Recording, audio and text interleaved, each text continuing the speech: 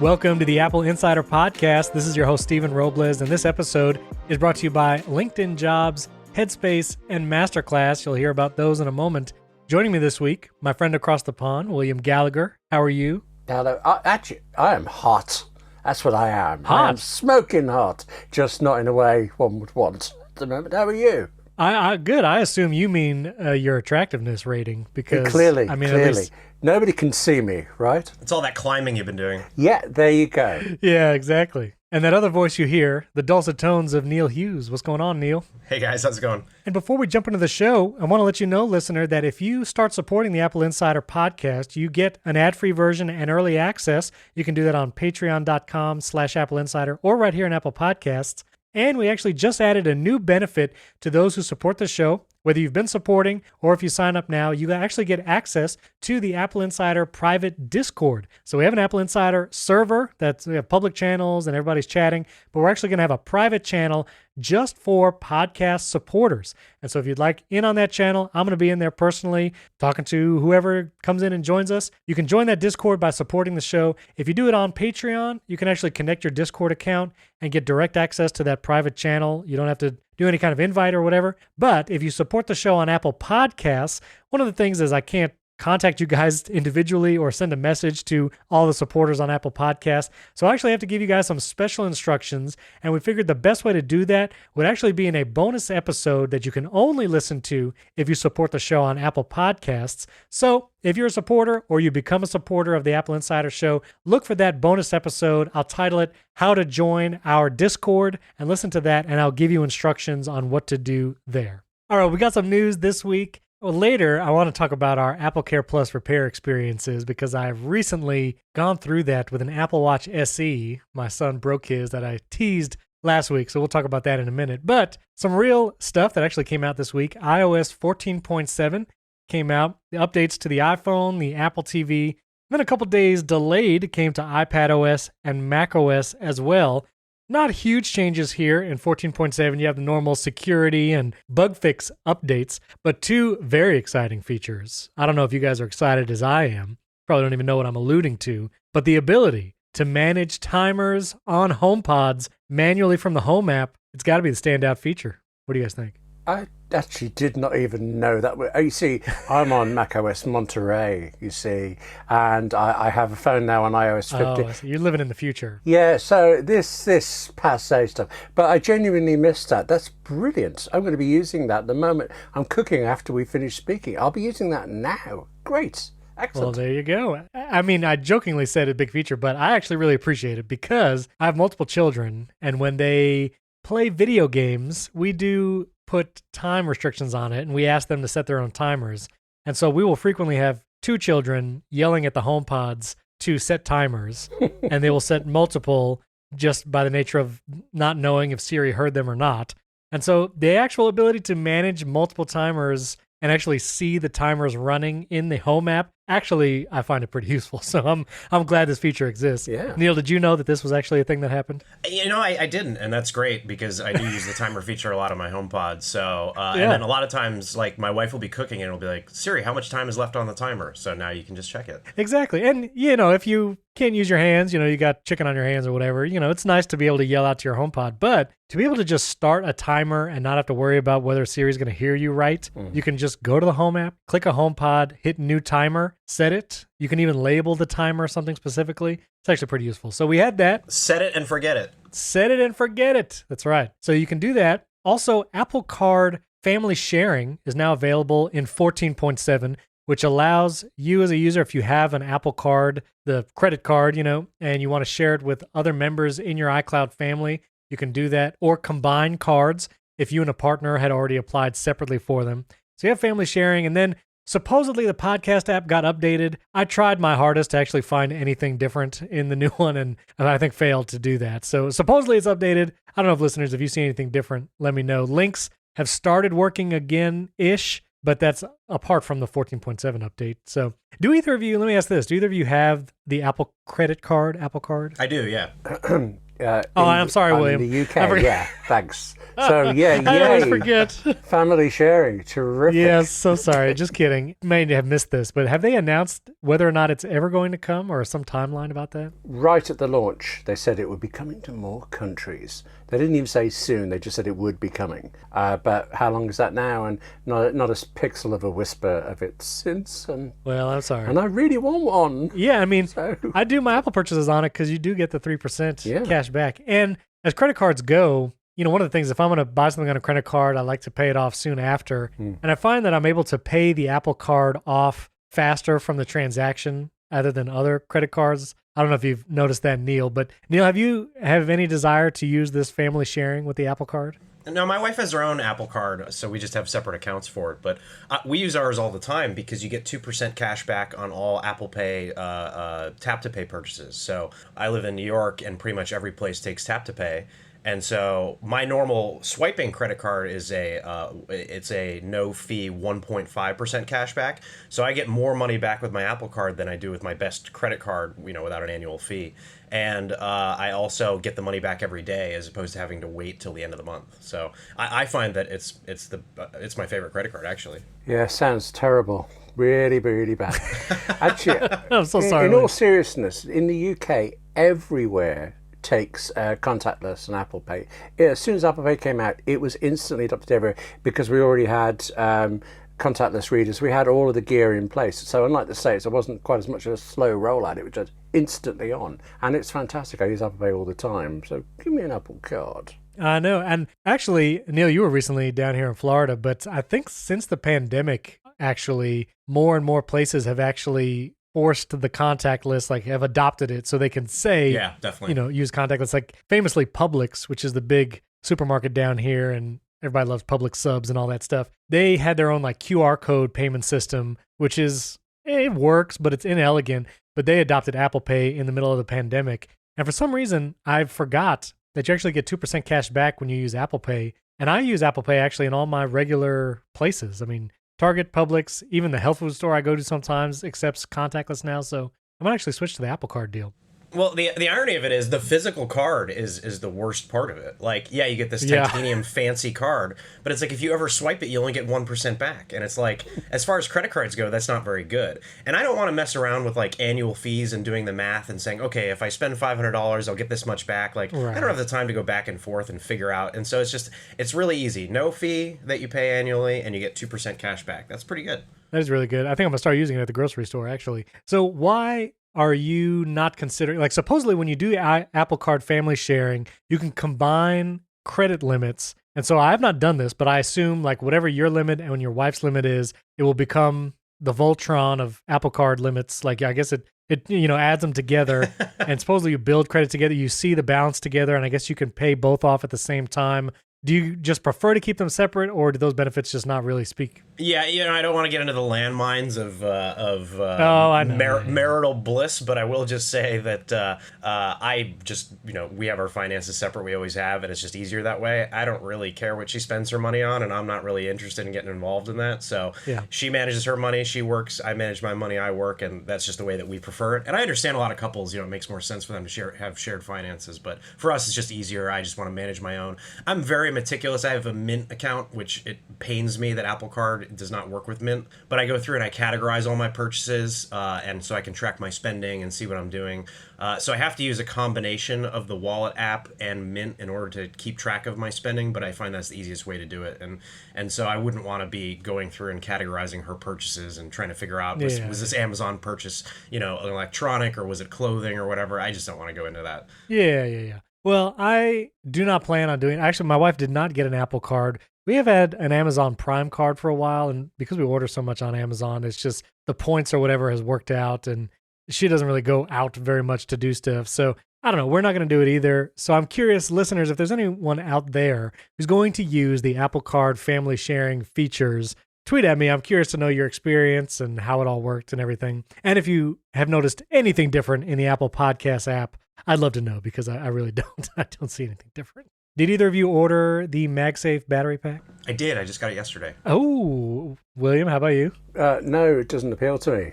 actually. It just seems very bulky, and I'm not convinced how many times it will recharge the phone, and I have other battery packs that will zap it up to full. So, no, for once, I didn't even look at that. Okay. I was really hoping mine would deliver as we record, and I'm tracking the FedEx delivery. It is on the truck nearby, but I don't think it's going to come in time. I ordered it. I had the Anchor one, which the Anchor one is not really MagSafe. It just charges at the 5 watts. It's pretty bulky. It's USB-C, which is fine. I have USB-C everywhere. But I don't know. It just was not, it was pretty bulky. And I was like, okay, I want to try this. I do find that I have to charge my iPhone midday. My iPhone 12 Pro, like many days, it would not last the full day, depending on what I'm doing and work-wise or whatever. So the battery pack did appeal to me. I don't use the Anchor one. I'll usually just charge my phone just with a cable or put it on my Belkin 3-in-1 MagSafe to charge it midday. So this battery pack was appealing because if I could just slap it on and use it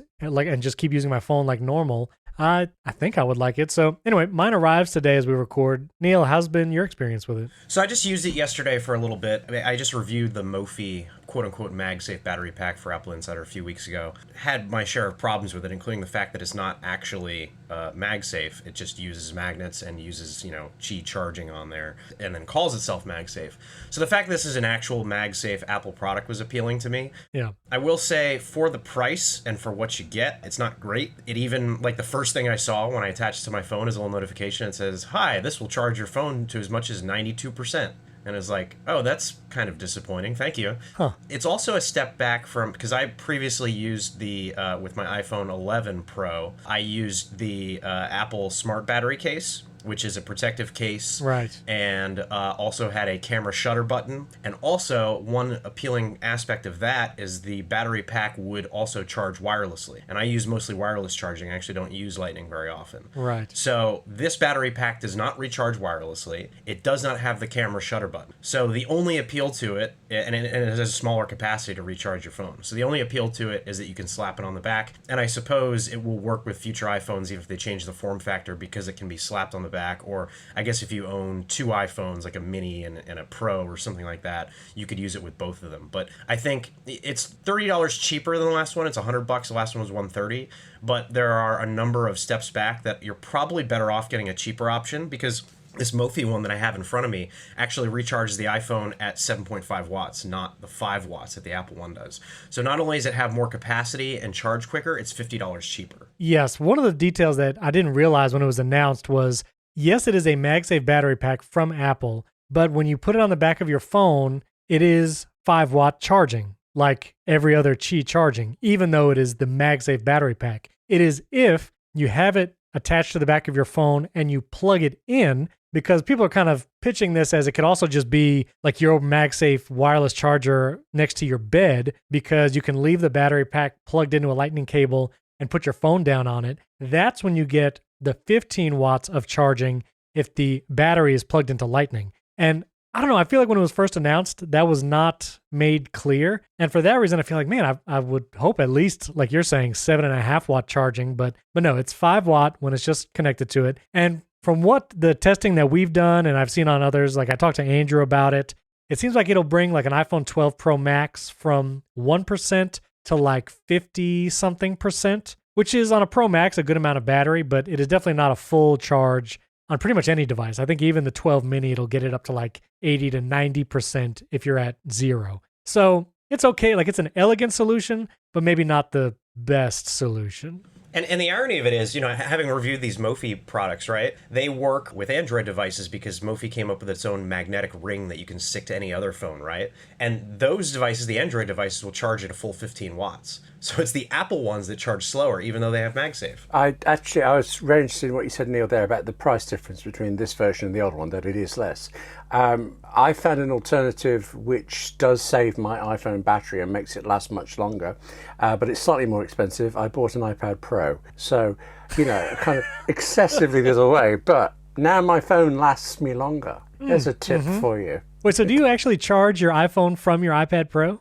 No, I just use the iPad Pro more, that's all. So the phone's sitting there going, oh, this is nice. Because I remember Apple pitched that, I guess it was with last year's iPad Pro model or whatever. Yes. Yeah, I can recharge it. Yeah. You can connect a USB-C cable from the iPad, Lightning on the other end to an iPhone, and it'll actually charge the iPhone using the juice from the iPad Pro. So you can actually do that. I'm having a great time today. Thank you. That's two things. I knew that one and I'd totally forgotten it because I didn't have an iPad Pro at the time. And now, thank you very much. Excellent. Yes, you're very welcome. So, Neil, one of the things about the Mophie and the Anchor one that I have, it's nice. It has like the 4 little dots, let you know how charged the battery is.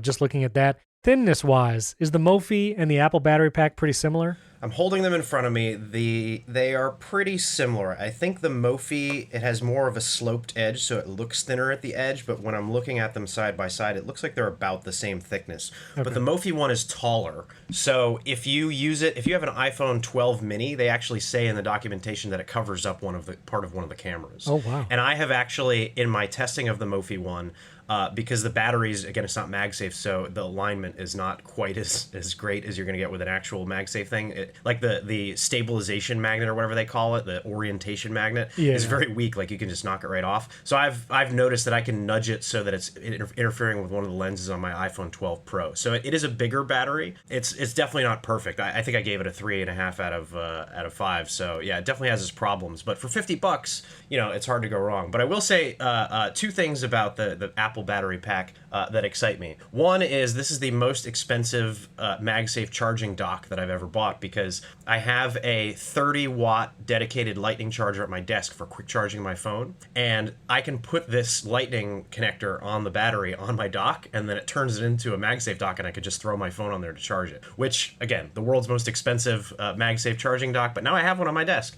And then the other thing that's exciting about this that not a lot of people have picked up on, but I think could signal that things are coming in the future is this battery pack works both ways. So this is the first time ever since we were talking about an iPad being able to charge a phone, right? This is the first time ever that Apple doesn't allow companies to tap into the battery of a phone because they want it to last. This is the first time ever that you have reverse charging. So if you plug in your iPhone and the battery pack is connected, this will recharge the battery pack. So this sets the stage for a future set of AirPods to be recharged by the phone, or to have a situation where you plug in your phone and charge your AirPods at the same time. That was rumored a few years ago to have that dual directional charging wireless on the iPhone, and it didn't make the cut.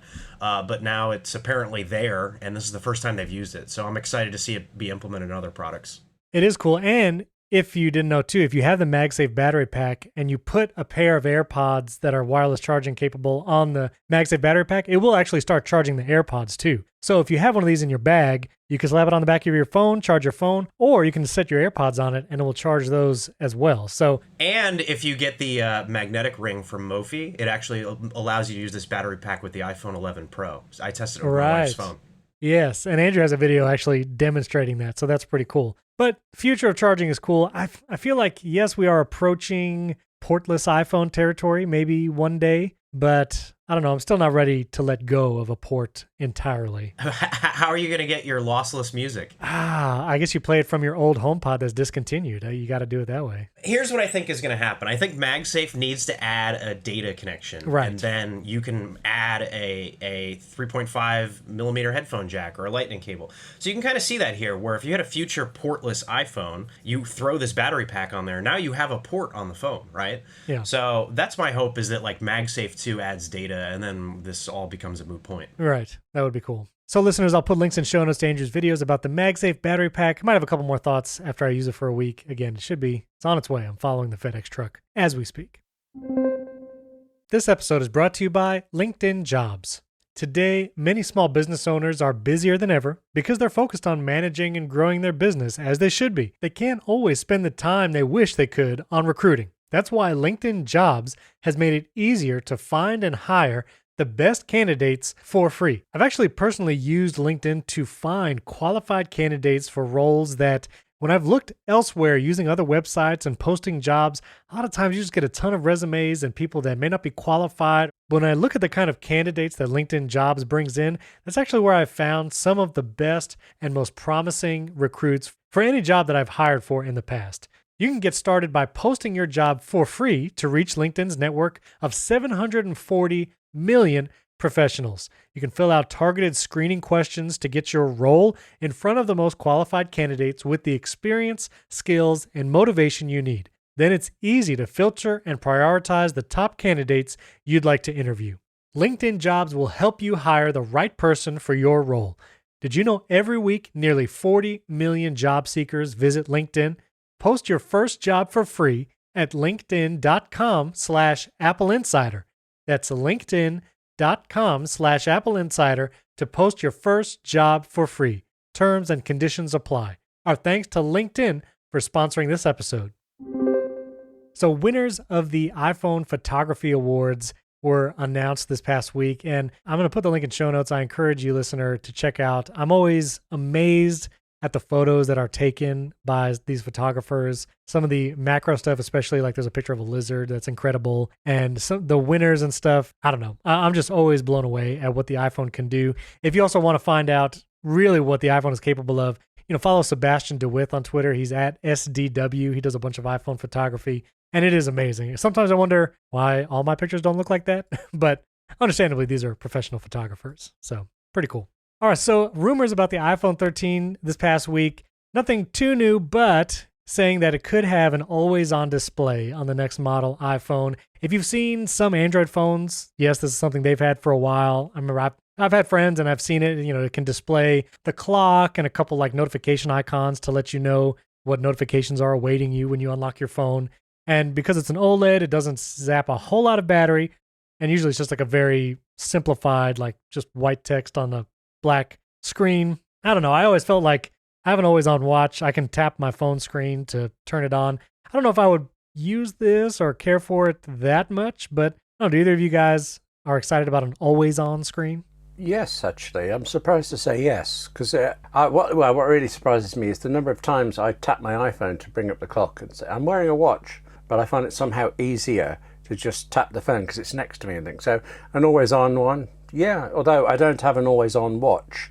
So if I did, then that would change. So now I'm confusing myself, clearly. I'll buy both, just to be sure. I will say, I was on a little bit of vacation last week, because we were outside a lot and I didn't charge my watch as regularly, I turned off the always-on feature of the Apple Watch to save some battery, and it was a noticeable difference. Oh. I guess I didn't realize how often I just glanced down at my wrist to see the time, whether I'm at my desk or, I don't know, just doing whatever. And just going back to having to raise your wrist, again, it just sounds like a silly issue, but it is very convenient to just have the always-on display. So, William, I recommend always-on watch one day. I'm very intrigued by how noticeable the battery. I mean, I took it for granted there'd be some battery drop, but were you really measuring it? Could you say how noticeable the difference was? I mean, I was doing it at like the watch was at 30%, and we were on the beach, and I was like, well, let me just turn off always-on. And I wasn't too tuned into it because I was, trying to do vacation-y things, but the watch never died. So I feel like maybe I saved some battery, but not sure. I'm not sure. Sometimes if I really want to save battery, I'll turn off even the raise to wake, and I'll make it so you have to tap on it in order to turn on the screen. That's like, if you really want to go hardcore on the battery. Neil, do you care for an always-on iPhone screen? Yeah, I love the always-on display on my watch, and I would like to have it on the phone. I'd like to have it on the iPad, too. I mean, we have a Pro Motion display on there. Why, That's true. Especially with the new micro LED display. Why not? Yeah, that's true. It looks like AirPods 3 will be going into production in August, so less than a month away. We might see some announcements for AirPods 3. Most likely, I feel like it's probably going to come like if there's a September event, phone, watch event, we'll finally see AirPods 3 then. But we could see a press release type thing like we did with the MagSafe battery pack. I don't know, William, when do you think we're going to see AirPods 3? We're never going to see AirPods 3. They're Never. Always delayed. Apple's just going to go straight to AirPods 4. Something's going wrong with the 3. It's been a while. It's been rumored for a very long time, but I mean, this is actually the first AirPods I'm not interested in. I've owned each of the ones that have come out before, but I'm not particularly tempted with these because I have AirPods Pro. Yeah. When they come out, Apple will say something really convincing and I'll change my mind. But at the moment, I just think, I'm very happy with mine. Thank you. Okay, very good. I like my AirPods Pro a lot. I think what I would like more is a new Power Beats Pro that gets some of the audio pass-through capabilities. Because I exercise with mine, and it's very nice when you're out on the street to be able to get, street noise coming in while you're wearing your headphones. And there's just so many problems with the Powerbeats Pro. The fact they charge so much money for them is insane. And the case is terrible. It's lacking features of the newer models of AirPods and that sort of stuff. I think there's a lot of room for improvement there, but since it's Beats, who knows? I'm not holding my breath. It seems like they kind of go to the beat of their own drum there. No pun intended. Oh my goodness. Wow. Very punny. Thank you, Neil. I appreciate that. That was accidental, I promise. All right. Very good. All right. So the Olympics are coming up, and people like to know, how do you watch the Olympics? And so maybe this will turn into a streaming service conversation in a moment, but at least if you're in the US, this is different all around the world. So you have to check your local cable providers, streaming providers, and all that. But here in the US, NBC has a lock on Olympics coverage. They've had a lock on it like forever. I don't know what the deal is as far as like contractually, if NBC has Olympics rights forever. I'm not exactly sure. But they have it this year for the Summer Olympics. And if you want to stream the Olympics, not watch it on TV or with a rabbit ears or whatever, like cable, if you want to stream it, NBC is really trying to push everyone to its Peacock service. So if you want to watch the Olympics here in America, you're going to have to sign up for Peacock. I think a streaming service that might be struggling a little bit, let's be honest. And Peacock is either $5 a month with ads or $10 a month without ads. And they're also, during the Olympics, doing a temporary pass. So if you want to watch the Olympics, they'll kind of let you preview 30 minutes. So you can watch 30 minutes of Olympics coverage without signing in. Now, I don't know if you can just refresh the page and watch another 30 minutes or turn on your VPN, change your location and watch another 30 minutes. Not exactly sure how that will work, but you'll be able to watch 30 minutes of it. Now, I don't know about you guys. I enjoy watching the Olympics. I think it's fun, and it's a global event, and it's, once every 4 years. It was delayed last year because of COVID. So usually a big thing. But I think even as much as I enjoy watching it, I don't think even the Olympics will make me sign up for Peacock. I just don't think I'm going to do it. What about you guys? Well, I know, William, this doesn't apply to you as much, but Neil, are you going to sign up for Peacock? I am already a paying Peacock subscriber, believe it or not. $10 What? a month. Yes. It's you. You're the subscriber. You're the one. You're the only one. Is this a Friends thing? Do you just have to watch Friends over and over again? No, it's funny. So I am a fan of professional wrestling. I subscribed to WWE Network for many years, and Peacock bought the rights to all of the WWE streaming. And so you used to, back in the day, have to pay $60 for a pay-per-view. They changed the business model to $10 a month. So for me, I was already paying $10 a month for WWE Network, and then it changed. So now I pay $10 a month, and I get everything on Peacock, and I get WWE Network as well. Unfortunately, they've ruined the streaming service for WWE, and you can't start a live program behind. There's all kinds of problems. But I have found a lot of shows that I really like on Peacock. So last night, my wife and I just finished watching We Are Lady Parts, and it's hilarious. It's brilliant. It's sweet. We thought it was a really, really great show. I also watched Girls 5 Eva on there, and that was really funny as well. I like how you pronounce that. Yeah, that is the name. Even amidst congestion, you nailed it. That is the name of it. Rutherford Falls is very good too. So I actually am a paying Peacock subscriber, believe it or not. Okay. Yeah. I would say at some point Peacock might come to the UK. It's Peacock and NBC are less well known here, so not like Paramount, which is pretty much certain to come. I might look at it because I think their library is good.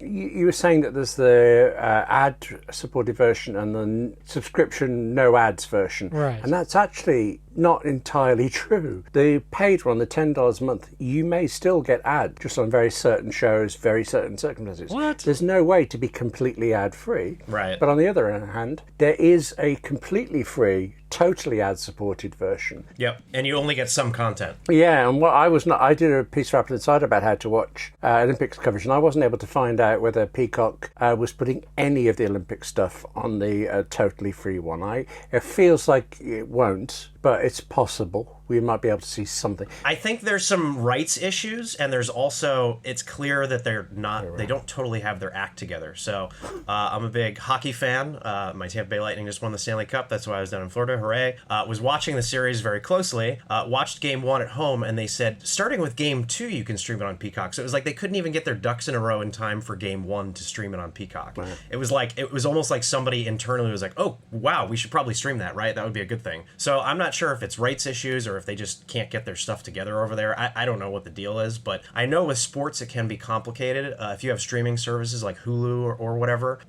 Fox Sports, the regional coverage was sold to Sinclair Broadcasting a few years ago. They don't have agreements in place with any of the streaming services. So if you use YouTube TV, if you use Hulu, anything like that, you can't get Bally Sports, which they've rebranded as. And the same goes here in the New York area. MSG Network and Yes Network for the Yankees. You can't get them on any streaming services. You have to pay for like Spectrum wired cable. Okay, so I'm doing some research live as you guys were talking. So I'm on NBCOlympics.com and I clicked the live stream and it immediately said you have to turn off your ad blocker. So I had to turn off my ad blocker. It just showed me a black screen, wouldn't let me do anything else. And as soon as the live stream starts, it has this temporary pass clock ticker counting down as it's some kind of like doomsday clock. And it says right now I have 28 minutes and 30 seconds left of my temporary pass to watch the Olympic channel. And it seems like you're going to have to do at least one of the paid Peacock pricing models. I was trying to do as much alliteration as possible. I couldn't think of another way to do models. So yeah, I don't think the free one is going to include the Olympics. You're going to have to at least do the $5 one. So hang on, you were on 28 minutes and 22 seconds. Was it Neil or I who was speaking 1 minute and 38 seconds before then that you decided to go? It was Neil. I mean, I figured, listen, let's just do some on-air research. Now, I will say, if I refresh this page, the temporary pass clock, it keeps its countdown. So right now I'm at 27 minutes and 40 seconds. If I open a private window in Safari, I'm sorry, I don't know if this is like, are we teaching people how to pirate things live on the air? I'm not sure. This is I'm not using any pirating tools. Now I will say, listener, if you open up a private Safari window, the temporary pass reset. Oh. So there's that. You probably might have heard a little bit of audio in the background. I don't know. I'm just reporting stuff. I'm not trying to tell anybody how to live their life. It's really weird, like all these rights issues that are cropping up with these streaming services. So if you pay for Peacock, they have live channels on there, right? But they're not actual live TV channels. It's just, hey, want to put on a random episode of The Office? Here's a streaming channel that just shows episodes of The Office. But if you want to watch, say, NBC, you can't do that. Or if you want to watch MSNBC, networks that they own, USA Network, you can't watch those. You can only watch just random things that they cut together and called it a channel. It's like, just put the channels on there, but it's rights issues. Hold on, I'm going to get my getting my soapbox. This episode is brought to you by Headspace. So you've probably tried meditation before, or you heard about mindfulness, and maybe it didn't work. Maybe you felt like you were doing something wrong. Well, if mental health and finding peace is part of your self-care plan this year, you owe it to yourself to try Headspace. Headspace is your daily dose of mindfulness in the form of guided meditations and an extremely beautifully designed app. Headspace is one of the only meditation apps advancing the field of mindfulness and meditation through clinically validated research. So whatever the situation, Headspace really can help you feel better. Do you feel overwhelmed? Headspace has a 3-minute SOS meditation for you. Maybe you need help falling asleep. Headspace has wind-down sessions their members swear by. And for parents, Headspace even has mindfulness activities you can do with your kids. I've actually done those with my kids personally. There's ones on focus and attention, and they're really fun to do with your kids. Headspace's approach to mindfulness can reduce stress, improve sleep, boost focus, and increase your overall sense of well-being. I was actually using Headspace recently, and I saw a new little lesson plan pop up on that homepage, and it said, get comfortable with change. And I love these little lessons because they're, again, beautifully designed. I love the typography, and there's a narration that kind of walks you through how to think about whether it's emotions or events. And this get comfortable with change, it really helped me out. It helps you frame how our emotions and our feelings, we experience a lot of those throughout the day, and we have to realize that change happens constantly. And we need to be able to deal with all the change that we hear about from news and media and even in our own circles and still keep that sense of peace and mindfulness individually. I loved watching that and all those lessons. And again, I've done many of the courses in the app, things like on anxiety and fear of flying. I highly recommend you try it. Headspace is backed by 25 published studies on its benefits, 600,000 5-star reviews, and over 60 million downloads. Headspace makes it easy for you to build a life-changing meditation practice with mindfulness that works for you on your schedule, anytime, anywhere. You deserve to feel happier, and Headspace is meditation made simple. Go to headspace.com/AppleInsider. That's headspace.com/AppleInsider for a free 1-month trial. You could try it for an entire month, totally for free, and you get access to Headspace's full library of meditations for every situation. This is the best deal offered right now. So go to headspace.com/AppleInsider today. There'll be a link in the show notes as well. I recommend you try it. Our thanks to Headspace for sponsoring this episode. Hold on, I'm going to get my soapbox. Okay, getting my soapbox. We had a golden age of streaming content, I think about 7 or 8 years ago. I feel like 7 or 8 years ago, there were few streaming services, and you could pay something like Sling TV or YouTube TV for $30 a month, and you get a bunch of content. Now, today, in the year 2021, any live TV service, YouTube TV, Hulu Live TV, all of it is $65, at least here in the US. Like, all the prices super inflated over the last 4 or 5 years because everyone started cutting the cord because it was like, wait a minute, we can pay $30 and get all this content plus Netflix that's still less than I'm paying for cable. Let's do it. And now we have, if you want to do Hulu Live TV, like my in-laws, I actually had them cut the cable 3 or 4 years ago. They started paying Hulu Live TV, I think, at $40 a month. And now it's up to $65. And if you want to add the ESPN or whatever add-on, it's $70. And I'm like, I don't know if you're saving any money anymore as opposed to regular cable providers here in the America or paying YouTube Live TV or Hulu Live TV. Plus, because Neil, you were saying, all the stratification or fracturing, whatever you want to call it, of content, if you want to watch what you want to watch, you do need Disney Plus and HBO Max and Peacock and Paramount. And you just have to make these decisions of well, do I pay for a month of Paramount so I can watch Picard and then cancel it and then pay for a month of Disney Plus so I can watch The Mandalorian? And I feel like people are literally making those decisions of what streaming service am I going to pay for this month to just watch the stuff that I want to watch because I don't want to pay for this year round. Yeah. I don't know. What feelings do you guys have about this streaming stuff? It's a disaster. I pay for cable because I watch live sports and I watch live news. Right. But if you venture outside of that bubble, the amount of original content that is on legacy cable channels is embarrassingly low these days.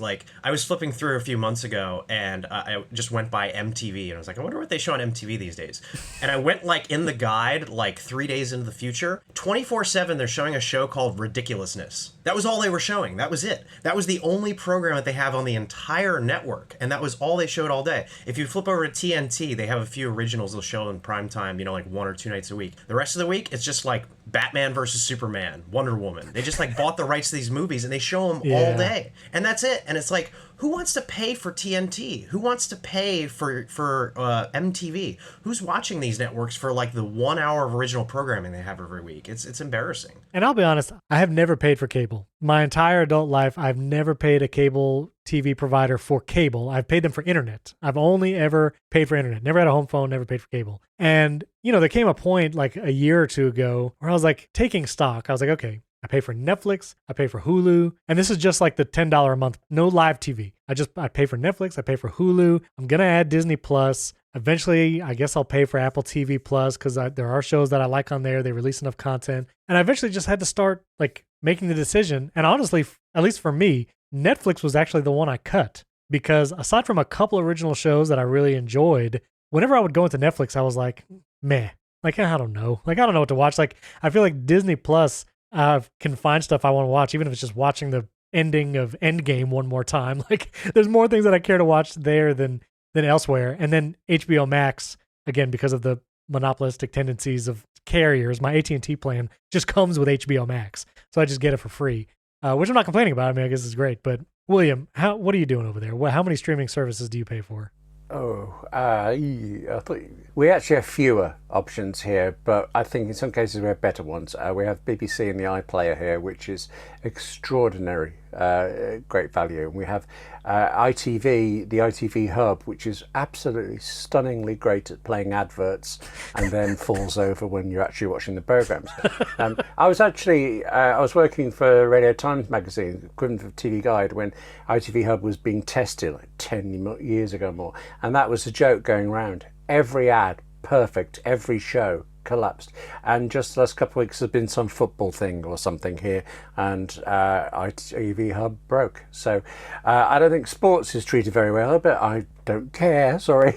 So I'm happy with everything else. Yeah. I do pay for Amazon Prime, and I think Amazon Prime is probably the one that's going to stick. Oh, right. Because it has the Prime side as well. It's like extra value. I always forget about Amazon Prime, honestly, because yes, I pay for Prime too. I just never watch anything on Amazon Prime. Well, Picard, I get mixed up, especially between the US and the UK, because certain shows are on one service in the States and come to, say, Netflix here instead in an international deal. So I lose track over which originates which. Yeah, I watch quite a bit on Amazon Prime. Netflix, I've been tempted to drop it, but there's always been just one show I was following. Right. And we have a thing here called BritBox, which has, there is a US version as well, which has lots of old British television programs, and I kind of love it, except occasionally they will edit the shows. And I'm watching it thinking, I wrote a book about that show. I know that scene is missing, and there's no reason for it. It's not like they have to squeeze it in to advert times. So I feel betrayed by BritBox, but there's still enough good on there that I keep with it. Basically, I do what you say. Every month when the thing comes round, I'm thinking, am I? Do I? Should I? Will I? And then it's too late. It's happened. I've paid for another month. Stephen, I'm not going to lie. You forced me to tally up the number of streaming services I have, and it's 11. It's very 11. Depressing. Wow. It's very Neil, depressing once I tally this what up are you there. doing? Goodness. 11. And I can't watch all this stuff. It's just you don't want to miss out on anything. Can you rattle them off? Because like I'm genuinely curious. Yes. Okay. So Hulu Live, Disney Plus, Netflix, Peacock, ESPN Plus, Showtime, HBO Max, Apple TV Plus, Amazon Prime, NHL TV, and MLB TV. I don't even know what some of those are. Just loads of letters. I recognize that there's a lot of sports things. So to your defense, Neil, like if you're into sports, that is probably the most complicated streaming problem to solve, because every sport is its own streaming network. And so MLB TV, NBA, NHL, like everything is separate. Right. So like that requires, if you want to watch multiple sports, that immediately requires multiple streaming services. Even those are consolidating, though. ESPN bought the rights to the NHL next season, and so you're going to have to subscribe to ESPN Plus if you want to watch hockey. So you're seeing a lot of consolidation here, and I think it's inevitable. Like, Showtime should not be its own thing. I pay $15 a month for it because there's shows on there that I like, but they should just merge that with Paramount Plus, which is the parent company there. Yes. It's like that would make more sense to just move all the Showtime content over like HBO did with HBO Max, but they're not there yet. But I feel like a lot of that consolidation is just inevitable. And I think one of the things in the news recently was NFL Sunday Ticket, which has been a DirecTV exclusive for years. And at least here in America, football, meaning American football, is such a huge moneymaker that whoever gets NFL Sunday Ticket, could be a game changer. And I think I saw that Apple could be in talks to actually bring that to Apple TV Plus, but also Amazon Prime Video, which, as we were saying, it has stuff on it. Like you could go watch Knives Out on Amazon Prime. It's included with Prime. Like they have okay stuff. Yeah, they air the Thursday night football games currently, so they would be looking to expand their partnership. Right. And so I feel like Amazon Prime gets something big like NFL Sunday Ticket. Like I could see that becoming an even greater contender, but it's like, would they charge members more for that kind of content because their people are already paying for 2-day shipping and Amazon Prime stuff? I don't know. I want to make one recommendation to our listeners in this world of streaming. If you don't know about this website, justwatch.com, JUSTWATCH.com. I'll put the link in show notes. Justwatch.com is an amazing website. You can put in a TV show or movie title in the search box, and it will tell you what streaming service is playing that movie, whether it's like included with that streaming service, like can you watch it on Netflix, can you watch it on Amazon Prime, or is it only a rental, is it available for rent, stuff like that. So if you search for, this just came up on the website, like Independence Day, the original with Will Smith, where can I watch it? And the Just Watch website will say you can actually stream it right now with an HBO Max subscription, or you can rent it from a bunch of other places. And it says the price for rent on Apple TV, on Amazon. And if you create an account on Just Watch, like you can customize what streaming services it actually shows you when you search. So it can really just apply to your stuff for the watch now. And it is very useful. And if you are wondering, is this streaming service really worth it? I don't know. Go to this website and see what stuff you like to watch, where it is on the streaming services, and make your decisions from there. Last piece of news before I talk about AppleCare Plus experiences. Apple employees are continuing to petition to work from home. In a letter that was actually, I think Vox reported on this, they had the letter from an Apple employee. There's petitions saying we should work at least 3 days a week from home with the COVID numbers rising again, Delta variant, long-term effects not well understood, employees are saying, please let us work from home. Meanwhile, Apple executives and Apple, the company, they are trying to push for everyone coming back to the office. It looked like, though, they recently announced that Apple is not going to they're going to push off some coming back to the office now to the fall. It looks like we won't see in-person events for the fall events, the iPhone and stuff like that, just with all the stuff going on in California, rises in numbers here in America.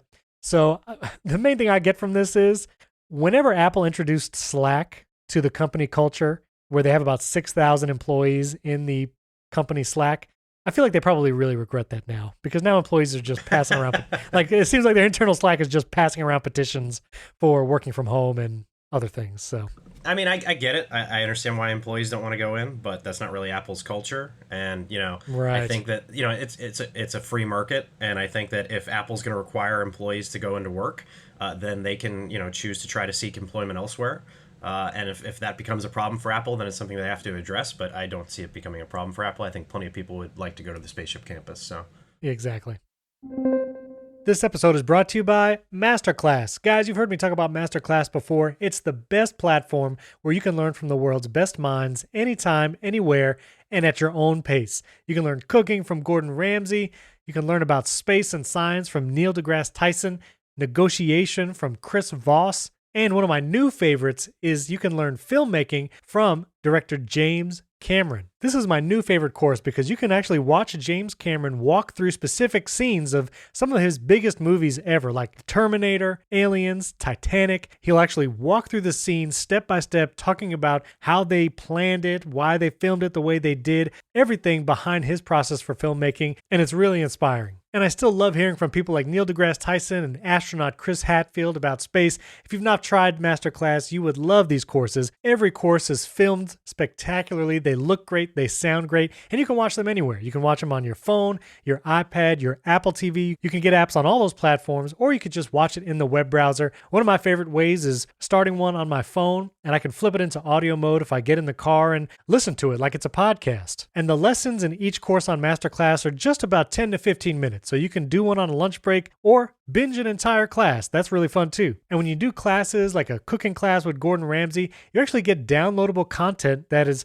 basically the quality of a high-end cookbook, and you get those recipes right there through the Masterclass platform. I highly recommend you check out Masterclass. Get unlimited access to every Masterclass, all the ones I mentioned before, and a ton more. And as an Apple Insider listener, you get 15% off an annual membership. So go to masterclass.com/Apple Insider. That's masterclass.com/Apple Insider for 15% off Masterclass. Our thanks to Masterclass for sponsoring this episode. One other quick thing, I went on vacation, and instead of bringing my Apple TV box because it's cumbersome to disconnect it and all, I actually used, don't call me a traitor for this, a Google Chromecast while I was on vacation in my little Airbnb or whatever house. Brought a Google Chromecast to stream stuff, and it was an okay experience. It's the newer Chromecast that comes with the remote, and the remote programmed itself to the TV, so I was able to control the TV and the Chromecast from it. The Wi-Fi I wasn't unable to connect the Chromecast to the Wi-Fi because it has one of those like capture pages where you have to enter a code on a website, and neither Chromecast nor Apple TV will allow you to do that. So I actually hotspotted from my iPhone 12 Pro, hence the reason why I used 40 gigabytes of data in my last billing period. If you saw, that was the chapter art last week as I was talking to Wes about it. But the Chromecast experience was fine. We watched The Amazing Spider-Man because my kids wanted to see it. The movie did like stutter a lot and freeze, but I couldn't tell if that was from cellular or the Chromecast itself. But overall, the Chromecast is totally fine. I'm going to criticize you, Stephen. I'm sorry. Okay, please. You were on holiday. You should have got away from screens. You shouldn't be finding new ways to watch more screens. Are you mad? Listen, family movie night after a long day at the beach. That's key vacation time right there. And This might be the most controversial thing I say on today's episode. Watching the worst Spider-Man movie of all Spider-Man movies with my children it's a national pastime. Sorry, but Andrew Garfield's the worst. Isn't Amazing Spider-Man 2 worse than 1? I think the second one's worse, but it is hard to tell whether a weird... They're both terrible. They're both terrible, but seeing a weird lizard man with really bad CG, I don't know, it might be worse than Jamie Foxx CG'd blue. I'm not sure. Singing Itsy Bitsy Spider while he prances around. They're so bad. They're both so bad. So anyway. It was really terrible. Yeah, terrible movies. This again is why I think Apple needs to offer a cheaper option here. Yeah. It's just a $50 streaming stick wouldn't be that difficult to do. This is the company that made the iPod Shuffle. This is a company that sells an iPad for, $300. Yeah. I think that they could make a good product that had, access to streaming services and didn't do like games and all that sort of fancy stuff and sell it for $50. It just doesn't seem out of the realm of possibility to me. I don't know why they haven't done it, but it's very strange. When I travel, I usually just bring my iPad Pro and a HDMI adapter, USB-C to HDMI. Yeah, I was trying to avoid bringing my iPad Pro just because if I leave it in the room, then I'm thinking about it. So I was trying to bring just my phone. I did use the MagSafe Duo chargers when traveling, and I will say for however ridiculously expensive those are for a charger, they work pretty well when traveling, and they're pretty compact. So for what that's worth. But the Chromecast has the HDMI thing like attached to the Chromecast device. Right. So the only other cable you need is a USB-C and a power brick, and it's pretty universal. Like I have a lot of USB-C cables. I'm going to be bringing chargers anyway. So when it just comes to ease of traveling with a streaming device, I guess you could say the Amazon Fire Stick is just as easy, but I actually think I prefer the newer Chromecast interface. So it was all right. I will say it was all right. Nice. Okay, so I'd like to share a brief anecdote about Apple Watch and Apple Care Plus. So we got my son an Apple Watch SE for Christmas last year. So he's had it for what, like 8 months, 7 or 8 months. And it's worked out very well. We did the family setup. I've talked about it in past episodes. The family setup works fairly well. Through a course of events, the screen shattered. He dropped it while in the bathroom or whatever, fell face down on the tile and just shattered the screen. It actually worked for about 3 or 4 days after breaking. I was surprised he didn't cut his finger up, but I don't know. So however the glass breaks, like it doesn't cut your finger. So he used it for a few days, but then it actually finally died. Not sure if it was water or something else. Like there were actually like chunks of glass coming off the watch face, like as he was using it. So I guess eventually just the display finally gave up the ghost. So it broke. Now I did pay for Apple Care Plus, and so I knew I'd be able to repair it. Now I've done Apple Care Plus before on an iPhone. And I've usually gone into the store to do it because usually you can just get a replacement swapped right there in person. You can walk out with a new device. But given all the COVID stuff, appointments for support at an Apple store can sometimes be days out. Like it was literally 3 or 4 days until the next available appointment at my nearest Apple store. I was like, let me do the online thing. Apple really pushes you to the chat feature to like work out whatever repair thing. And it was like, okay, that's kind of weird, but it works fine. But we got to a point in the process where they were asking what the device was. I sent the serial number. They said express delivery for replacement is available. So with the Apple Care Plus thing, they will send you a replacement in the mail, express delivered. You activate the new thing, you send back the broken one, you mail it back in the same box, and it was $78. So even with Apple Care Plus, $78 for a completely swapped out Apple Watch SE, which given that it was like totally damaged, not bad pricing wise. But the Apple person on the message was like, you have to turn off Find My on the Apple Watch SE. And this is something you have to do when you send back a phone or you're just trading it in. You got to turn off Find My because that's locked with your Apple ID. And, for security reasons, Apple can't disable that themselves. I think, come to find out, you cannot disable Find My on a family setup Apple Watch without wiping it. Like the only way to actually turn off Find My and remove it from the iCloud Find My account is to erase the device totally. And not knowing how long the shipment was going to take to arrive with the replacement, I was like, I don't want to wipe it. And the person on the Apple side support was saying, I have to wipe it because they have to see on their end that the watch is off the Find My network in order for them just to send the replacement. Like they can't even go through with sending the replacement in the mail until the old one is off, like off the Find My, totally wiped. So I was like, well, I don't know if I want to do that. So I put that on pause. I investigated other options. This next door appointment was a long way away. So I was like, fine, like I'll try to do this. Again, erasing the Apple Watch is also weird with the family setup because if you've done it on your iPhone in the Apple Watch app, you can access both your personal Apple Watch and any family setup Apple Watches. It has to be in range of your phone in order to make any account changes. Like it has to be in Bluetooth range because that's how it communicates to the Apple Watch. So the whole process is pretty cumbersome. But not having been able to turn off Find My separately, I even logged into iCloud.com with my son's iCloud account. I removed the device from the iCloud account, turned off the Find My.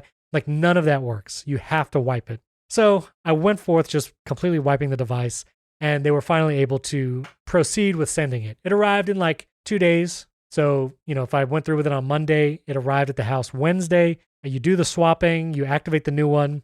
I put the old one back in the box that was broken, shipped it away, all good. They do hold like a $360 charge on your credit card until they receive the broken Apple Watch. Remember, there was like this story a number of months ago where someone neglected to send their MacBook for trade-in. Like, they will charge you $300 something if you don't send the old one back. And that charge is on your card from the beginning of the process. So I sent it back. They refunded the rest of that charge, so now it's just the $78. Now, the second part of having a replacement Apple Watch, especially with the family setup, we do the cellular because that's the whole point. Like, my son doesn't have an iPhone. We want cellular connectivity.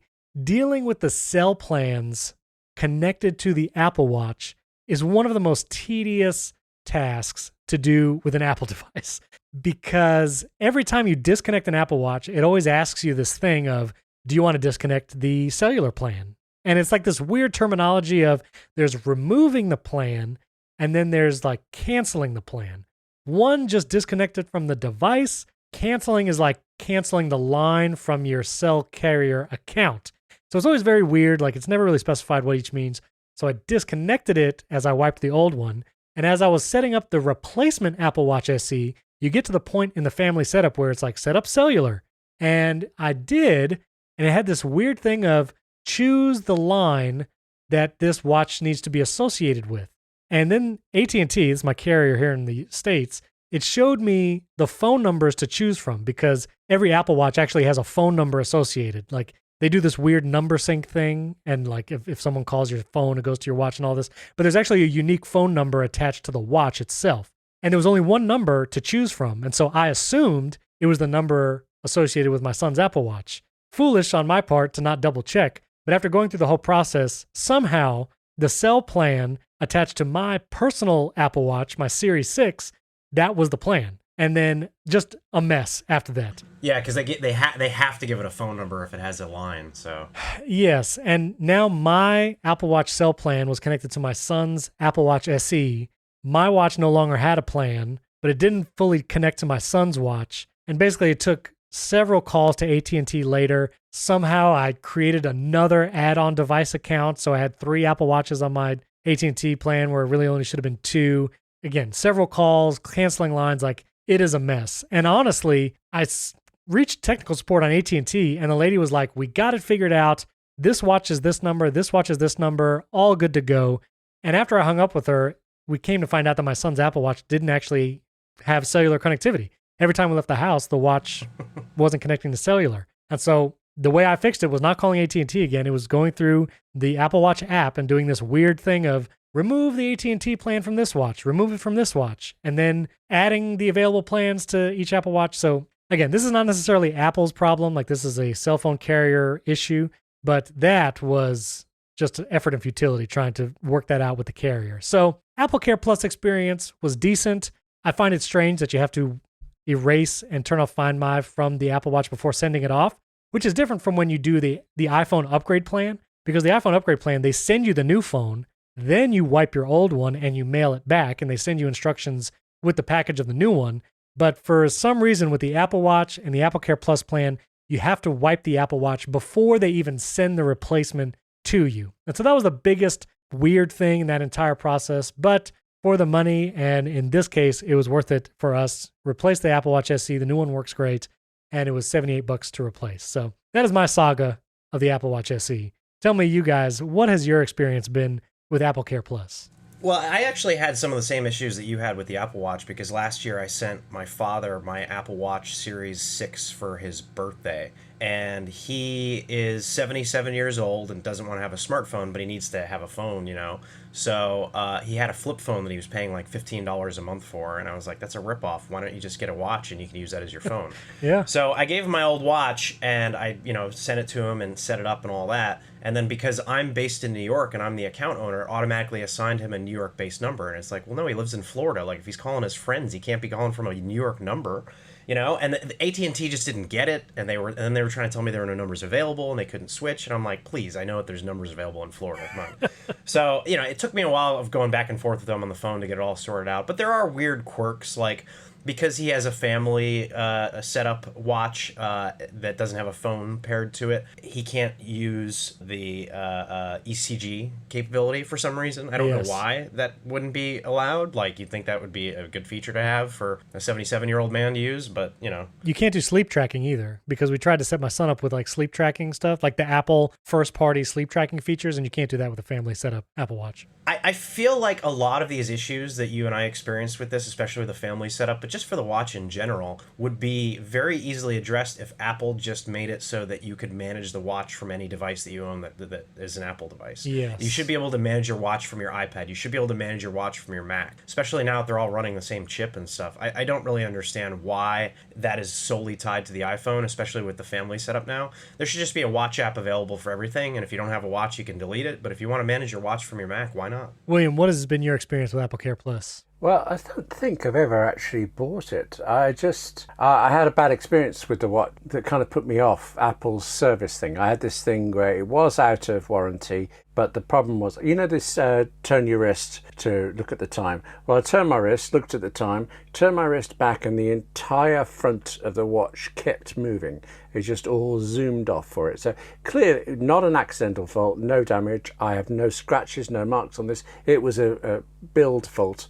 And Apple here in Birmingham said, well, basically tough, nothing you could do. And I remember the engineer, the guy said, when I said, goodbye at the end, he said, yeah, no problem. And I said, well, actually, there's some problem, isn't there? And I then went onto Apple Online, and they sent me a replacement for it. So the service, the problem, it was clearly already known as a returnable thing, but one store wouldn't do it. So that actually damaged my opinion of Apple's serviceability. So I've kind of hesitated about giving them some money. And when I worked out all the maths on everything, I'm pretty sure I'm okay, given how careful I am. I have few damaged issues I've ever had.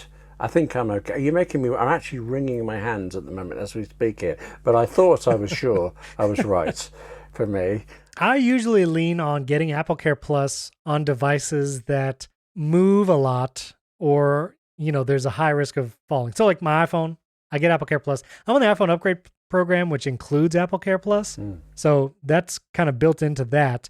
I get it on my Apple Watches because you move your arm around a lot. I hear myself ding it on things here and there. So I'm like, well, let me get the AppleCare Plus for that. And I do get it for my iPad because there are times where I'm holding just the iPad naked, not in the Magic Keyboard, not in a case. And I don't know, I've never dropped an iPad, but I could see myself never not dropping an iPad. So I get it on the iPads.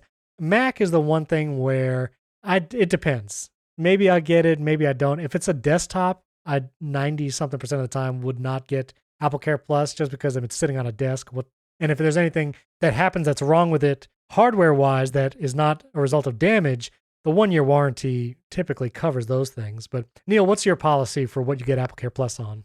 I only have AppleCare Plus on my phone, and that's because I have the upgrade plan. But prior to getting the upgrade plan with the monthly installments, I never even got AppleCare on that. I just don't use it.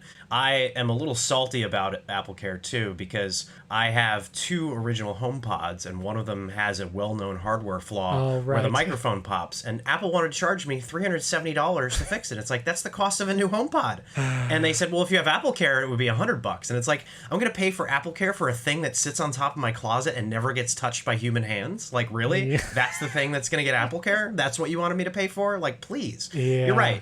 Getting it on a phone makes sense. Even on an iPad or a MacBook, that makes sense, and I totally understand it. Anybody who paid for AppleCare on a HomePod was getting hosed, and then it turns out the thing breaks anyhow, and then you got to pay $100 on top of it after you paid for the Apple. Like, come on, that's a scam, really. And that's a good point. I have never bought AppleCare for a HomePod, HomePod Mini, or Apple TV. I don't I don't know what would be the purpose. Like accidental damage on the way to the beach? I'm not sure, but I don't even think you can get Apple Care for an Apple TV. Can you? I'm guessing you can't. oh well. Here, let's do some research right here, live on the show. Let's see. I go to Riveting radio. Apple, Apple.com, searching for Apple TV 4K, clicking the buy button by 32 gigs, and Apple Care Plus for Apple TV is $30. Wow. Get up to three years of additional tech support and accidental damage protection. It's for people who laughed so hard and soda sprayed out of their nose while they were watching Carpool Karaoke. Oh, that explains it. Now, with the old Siri remote, they had that glass surfboard at the top. You know, if it covered that remote. Yeah, my parents did crack their old Siri remote. They have like duct tape over the top of it. It doesn't work very well, and it's like, oh geez. Yeah, so if it covered that, maybe. But with the new Siri remote, you don't got to worry about that anymore. It's solid. Do you remember that the old Siri remote, they used to sell a lanyard for it that plugged in the lightning port on the bottom because they thought people were going to use it like a Wii, and so you could play games with it and do the tilt control. So they actually sold that. Yes. And I was excited about it because I thought it might work with my iPhone and give me a lanyard for my iPhone. It turned out it didn't fit the iPhone. It was like, really? Why would you do that? It's a lightning port. Right, exactly. And I actually found, so Alto's Odyssey, The Lost City, recently was released on Apple Arcade. I like the Alto games. Yeah, they're great. Put on the Apple TV 4K, the new one that I have, we have the new Siri remote, and saw that it requires either the first gen Siri remote or a controller. Yeah, because the new one doesn't have tilt controls. Which for Alto's Adventure, I was like, you just click a button. I don't know why you need tilt controls for it, but whatever the requirements are, you can't play it. You need a controller. So I thought that was strange. Anyway, all right, last question for the both of you. This is going into listener feedback. After last week when Wes railed on me for my messy photo library, there was a pile on Twitter, even Basic Apple Guy, yes, I'm talking to you, calling me to curate my photos. I actually started this past week. I was like, let me start deleting all these random photos of HomePods and iPhones because of all the chapter art that I do with the podcast. And I deleted like 2 months worth of it and I just quit because it's just so much to go through. But to the both of you, do you have a bunch of random images and memes in your camera roll on your photo library? Or do you curate your library like Wes and Basic Apple Guy to be squeaky clean? Which of us will go first to admit the truth? William, you spoke first. What did you do? No, I don't. On my iPhone, the photo library is a ridiculous mess of screenshots and things. On my Mac, photos from when I worked on a BBC magazine, I had to do jobs with cover images. So there are like 50 years of Radio Times cover images in my photo library. And at some point, when I was using Aperture and I was moving over, I made a mistake and I moved over from Photos to Aperture. I think at least twice. So I have 30-odd thousand photos in there, and pretty certain 15,000 of them are rubbish, but I've never gone through to properly fix it. And now stop looking at me like that. Yeah, all right, I'll do it. Neil, what about you? So it's funny. I used to prune my Photos app very tightly. So there was an app. I'm too old to have ever been on Tinder. I've been with my wife for a long time, but there was an app that was a Tinder ripoff called Flick. And it would every month send you a notification. I think they deleted it from the App Store. It doesn't exist anymore, which annoys me because I would totally still use it. And basically, at the end of the month, it would say, let's review your photos for the last 30 days. And you would go through all your photos, and you swipe right to keep it, and swipe left to delete it. And it was brilliant. And so I pruned all my photos and did it religiously for years. But I think I said on the podcast a few weeks ago that I'm probably the closest thing to a Photos power user, if such a thing could exist. And I use the Photos app quite extensively, and I tag everything. Tag people and all that. So I've found that the Photos app has become so powerful in terms of detecting people and the search function and all that I don't have to prune my photos because I can always find what I'm looking for. I can search based on location, I can search based on person, I can search based on object or something like that. And so I'm really, really excited for iOS 15 because now I'm going to be able to search for text in the photos as well. Right. And so that's a game changer for me. I mean, that's going to make it so I can find any photo I'm looking for. So you're saying you have a bunch of random stuff in there too, Yeah. But because of your curation, you can find what you're looking for. Yeah, it does. I stopped pruning it because I don't have to anymore because I can find everything and it's not really that big of a deal. I probably should go through and delete a bunch of stuff because I just have random screenshots and other crap that I don't need.